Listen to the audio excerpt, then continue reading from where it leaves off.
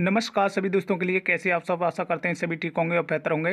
तो आज की वीडियो में हम बात करने वाले हैं आपके यूपी कांस्टेबल के लिए 50 बेहतरीन पॉलिटी के बहुत ही सिलेक्टेड क्वेश्चन आंसर जो परीक्षाओं में बार बार पूछे गए हैं। तो दोस्तों आप इस वीडियो को पूर्ण देख लेते हैं तो आप यूपी कांस्टेबल में इस वीडियो से आपके लिए 101% क्वेश्चन देखने को मिलेंगे।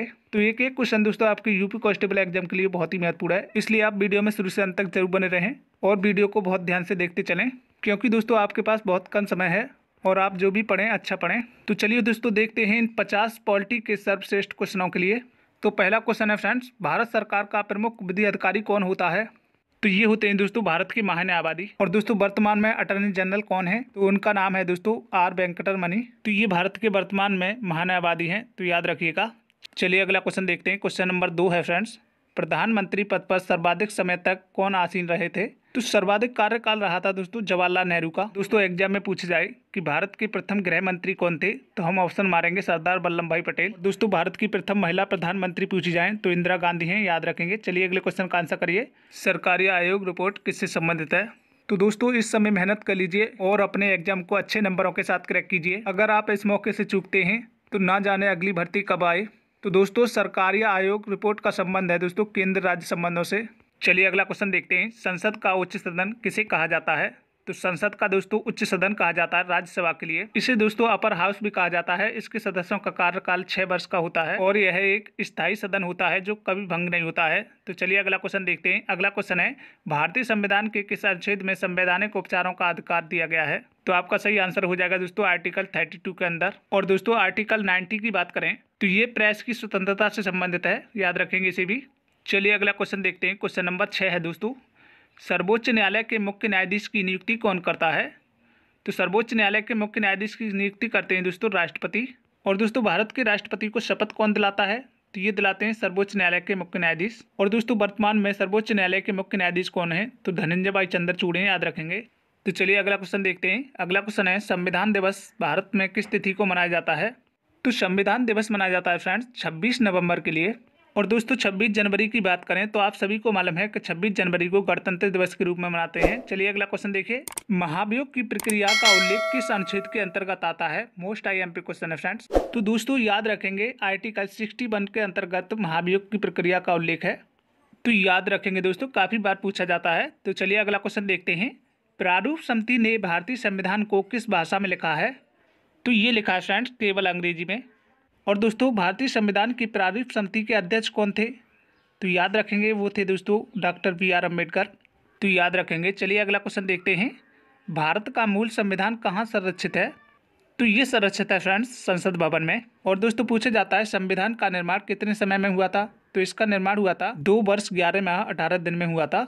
तो याद रखेंगे, काफी बार पूछा गया है। चलिए अगला क्वेश्चन देखते हैं। अगला क्वेश्चन है, संविधान में एकल नागरिकता की अवधारणा किस देश से ली गई है? तो ये ली गई है फ्रेंड्स इंग्लैंड से।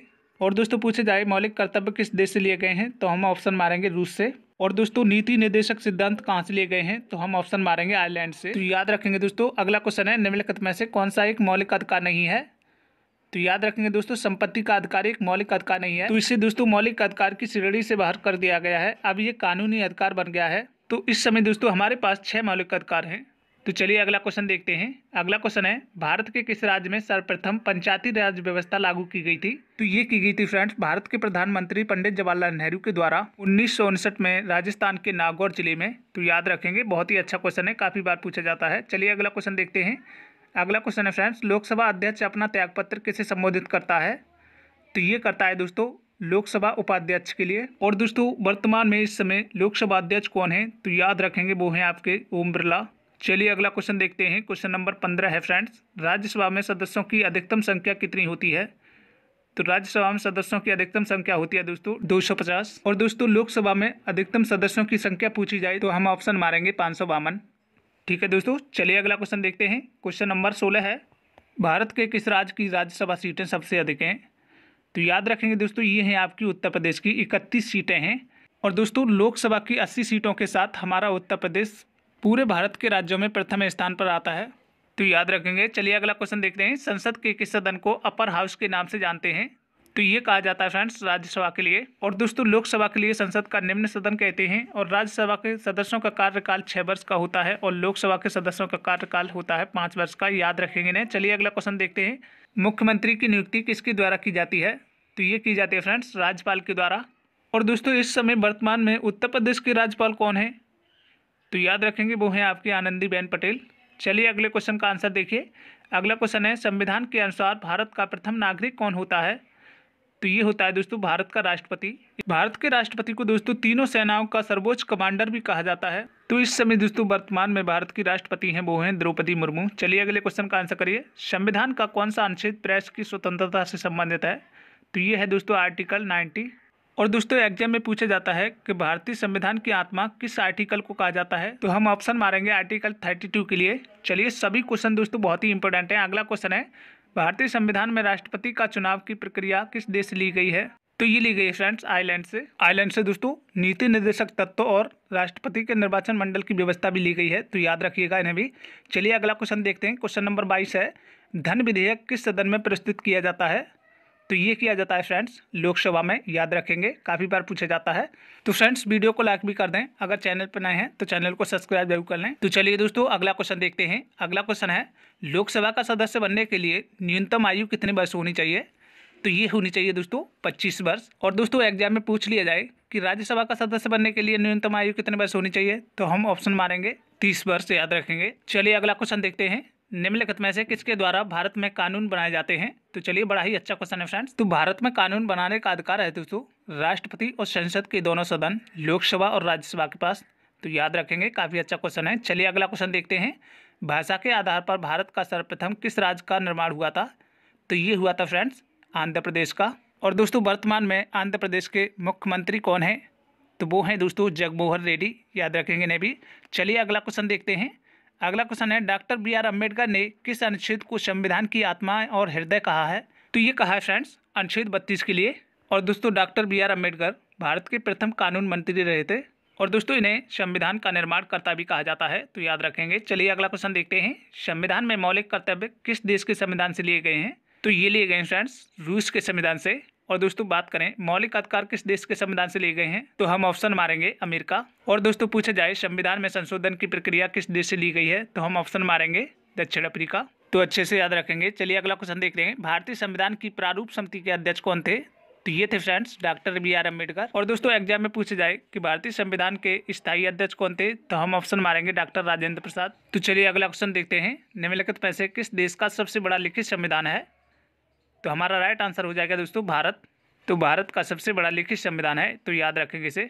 और दोस्तों आपके लिए ये बताना है कि निम्न में से किस देश में लोकतंत्र नहीं है। चलिए अगला क्वेश्चन देखते हैं। अगला क्वेश्चन है संविधान में संशोधन करने की प्रक्रिया किस देश के संविधान से ली गई है? तो याद रखेंगे दोस्तों ये ली गई है आपके दक्षिण अफ्रीका के संविधान से। तो एक एक क्वेश्चन को दोस्तों बहुत ध्यान से देखते चलें। सभी क्वेश्चन बहुत ही इंपॉर्टेंट हैं। चलिए अगला क्वेश्चन देखते हैं। अगला क्वेश्चन है भारतीय संविधान सभा को किस योजना के तहत गठित किया गया था? तो ये किया गया था फ्रेंड्स कैबिनेट मिशन के द्वारा।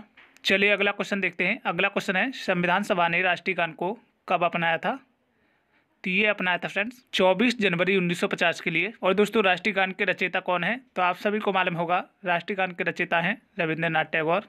तो इन्होंने दोस्तों 2 देशों का राष्ट्रीय गान लिखा है, एक हमारे भारत का और दूसरा बांग्लादेश का। तो याद रखेंगे पूछ लिया जाता है। चलिए अगला क्वेश्चन देखते हैं। भारत के मुख्य चुनाव आयुक्त की नियुक्ति कौन करता है? तो भारत के मुख्य चुनाव आयुक्त की नियुक्ति करते हैं राष्ट्रपति। और दोस्तों वर्तमान में भारत के मुख्य चुनाव आयुक्त कौन है? तो याद रखेंगे वो हैं आपके राजीव कुमार। चलिए अगला क्वेश्चन देखते हैं। अगला क्वेश्चन है वर्तमान में भारत के रक्षा मंत्री कौन है? तो उनका नाम है दोस्तों राजनाथ सिंह। और दोस्तों इस समय भारत के उपराष्ट्रपति कौन है? तो जगदीप धनखड़ हैं। और आपके अमित शाह की बात करें तो ये दोस्तों वर्तमान में गृह मंत्री हैं। तो इन्हें भी आप याद रखेंगे। चलिए अगला क्वेश्चन देखते हैं। राज्यसभा के प्रथम सभापति कौन थे यानी उपराष्ट्रपति? तो ये थे फ्रेंड्स सर्वपल्ली राधाकृष्णन। और दोस्तों पूछा जाए कि भारत के प्रथम राष्ट्रपति कौन थे, तो हम ऑप्शन मारेंगे डॉक्टर राजेंद्र प्रसाद। और दोस्तों जवाहरलाल नेहरू की बात करें तो ये भारत के प्रथम प्रधानमंत्री रहे थे। तो याद रखेंगे। चलिए अगला क्वेश्चन देखते हैं। संसद के किस सदन को भंग किया जा सकता है? तो आपका सही आंसर हो जाएगा दोस्तों लोकसभा के लिए भंग किया जा सकता है। और दोस्तों याद रखेंगे राज्यसभा के लिए हम भंग नहीं कर सकते क्योंकि यह एक स्थायी सदन होता है। तो याद रखिएगा। चलिए अगला क्वेश्चन देखते हैं। संसद में दोपहर 12 बजे से 1 बजे तक का समय क्या कहलाता है? तो ये कहलाता है फ्रेंड्स शून्यकाल। और दोस्तों पूछा जाए कि लोकसभा का पहला घंटा क्या कहलाता है, तो प्रश्नकाल कहलाता है। तो याद रखेंगे, काफ़ी अच्छा क्वेश्चन है। चलिए अगला क्वेश्चन देखते हैं। सर्वोच्च न्यायालय में प्रथम भारतीय महिला मुख्य न्यायाधीश कौन बनी थी? तो ये बनी थी फ्रेंड्स फातिमा बीबी। और दोस्तों पूछा जाए किसी उच्च न्यायालय की प्रथम महिला न्यायाधीश कौन बनी थी, तो हम ऑप्शन लगाएंगे लीला सेठ। तो बहुत ही इंपॉर्टेंट क्वेश्चन है, याद रखेंगे। चलिए अगला क्वेश्चन देखते हैं। भारत की प्रथम महिला लोकसभा अध्यक्ष कौन बनी थी? तो ये हैं दोस्तों मीरा कुमार। और दोस्तों भारत के प्रथम लोकसभा अध्यक्ष कौन बने थे? तो वो बने थे फ्रेंड्स जीबी मावलंकर। याद रखेंगे, काफ़ी बार पूछे गए हैं। चलिए नेक्स्ट क्वेश्चन देखते हैं। संविधान का संरक्षक किसे माना जाता है? तो संविधान का संरक्षक माना जाता है दोस्तों उच्चतम न्यायालय के लिए। और दोस्तों वर्तमान में उच्चतम न्यायालय के मुख्य न्यायाधीश कौन है? तो याद रखेंगे दोस्तों वो हैं धनंजय भाई चंद्रचूड़। चलिए अगला क्वेश्चन देखते हैं। संविधान में संशोधन के लिए कौन सा अनुच्छेद है? तो बताइए फ्रेंड्स। तो ये है अनुच्छेद 368। और दोस्तों कमेंट में आपके लिए ये बताना है कि संविधान में संशोधन की प्रक्रिया किस देश के संविधान से ली गई है। चलिए अगला क्वेश्चन देखते हैं। अगला क्वेश्चन देखिए, मौलिक अधिकारों को निलंबित करने का आदेश कौन दे सकता है? तो ये अधिकार है दोस्तों राष्ट्रपति के पास। अगर दोस्तों उच्चतम न्यायालय दोषी ठहराए किसी व्यक्ति के लिए मृत्युदंड की सजा दे देता है, तो उस व्यक्ति के लिए क्षमा देने का अधिकार ओनली राष्ट्रपति के पास है। तो याद रखेंगे। चलिए अगला क्वेश्चन देखते हैं। भारतीय संविधान में आपातकाल का प्रावधान कहाँ से लिया गया है? तो ये लिया गया फ्रेंड्स जर्मनी से। और दोस्तों पूछा जाए भारतीय संविधान में समवर्ती सूची किस देश से ली गई है, तो हम ऑप्शन मारेंगे ऑस्ट्रेलिया के संविधान से। चलिए अगला क्वेश्चन देखते हैं। वर्तमान में भारतीय संविधान में कितनी अनुसूचियां हैं? तो याद रखेंगे दोस्तों ये हैं आपकी 12 अनुसूचियां। और दोस्तों पूछा जाता है कि भारतीय संविधान के निर्माण के समय उस समय कितनी अनुसूचियां थीं? तो याद रखेंगे दोस्तों उस समय 8 अनुसूचियां थीं। चलिए अगला क्वेश्चन देखिए। निम्नलिखित में से भारतीय राज्य व्यवस्था में सर्वोच्च क्या है? तो राइट आंसर हो जाएगा दोस्तों भारतीय संविधान। और दोस्तों पूछा जाता है भारतीय संविधान कब बना था? तो याद रखेंगे 26 नवंबर 1949 के लिए दोस्तों भारतीय संविधान बनकर तैयार हुआ था और संपूर्ण देश में लागू हुआ था फ्रेंड्स 26 जनवरी 1950 के लिए। तो इन डेटों के लिए याद रखिएगा। चलिए अगला क्वेश्चन देखते हैं। भारतीय संविधान में मौलिक कर्तव्य किस देश से लिए गए हैं? तो ये लिए गए हैं फ्रेंड्स रूस के संविधान से। चलिए अगला क्वेश्चन देखते हैं। भारतीय संविधान पूर्ण रूप से कब लागू हुआ था? तो अभी बताया था हमने 26 जनवरी 1950 के लिए। तो चलिए अगला क्वेश्चन देखते हैं। प्रधानमंत्री पद के लिए न्यूनतम आयु कितनी होती है? तो ये होती है दोस्तों कम से कम 25 वर्ष। और दोस्तों पूछा जाए भारत के राष्ट्रपति और राज्यपाल के लिए न्यूनतम आयु कितनी होती है, तो हम ऑप्शन मारेंगे 35 वर्ष। तो फ्रेंड्स आज की क्लास में बस इतना ही। तो कमेंट में ज़रूर बताएं कि आपके लिए आज की क्लास कैसी लगी। अगर आप हमारे यूट्यूब चैनल पर पहली बार हैं तो चैनल को सब्सक्राइब जरूर कर लें और साथ में बेल आइकन को जरूर दबाएं, जिससे कि हमारी सभी वीडियो का नोटिफिकेशन आपके पास सबसे पहले पहुंच सके और आप सभी अपने दृढ़ संकल्प के साथ अपनी यूपी कांस्टेबल एग्जाम को अच्छे नंबरों के साथ क्रैक कर सकें। तो फ्रेंड्स मेहनत में डटे रहिए और कोशिश कीजिए, क्योंकि मौका बार बार नहीं मिलता है। दोस्तों 2024 के लिए आपके लिए बेस्ट ऑफ लक। तो दोस्तों मिलते हैं ऐसी ही अगली महत्वपूर्ण वीडियो में। जब तक के लिए जय हिंद जय भारत।